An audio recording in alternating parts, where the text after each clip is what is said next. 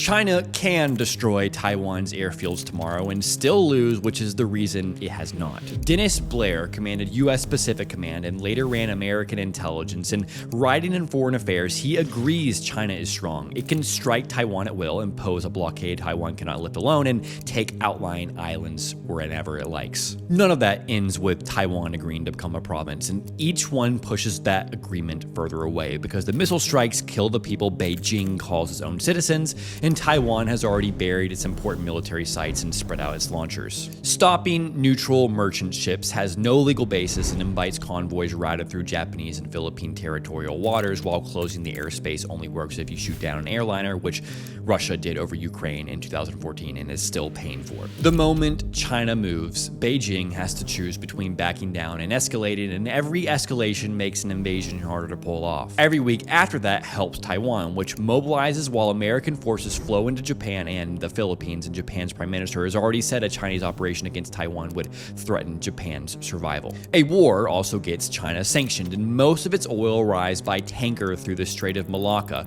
where the US Navy can cut the fuel off. American forces would be fighting from close by, too. In 2022, the Philippines let the US upgrade military sites on its soil, and Washington spent roughly $100 million on them. Seizing outlying islands does not help either. Taiwan controls dozens of small islands, some within sight of the Chinese coast, and not one is vital to its economy or to the defense of the main island. An operation that is difficult in week 1 is close to impossible by week 6, and by then Beijing has spent weeks telling its own public that it is winning. So China's real Taiwan strategy is to keep threatening. The threat stopped Taiwan from declaring independence and squeezed concessions out of Taipei, and Beijing never has to fire a shot. As long as China only threatens, Taiwan stays cautious and Beijing pays nothing for it. The day China actually attacks, it starts paying and still does not get Taiwan.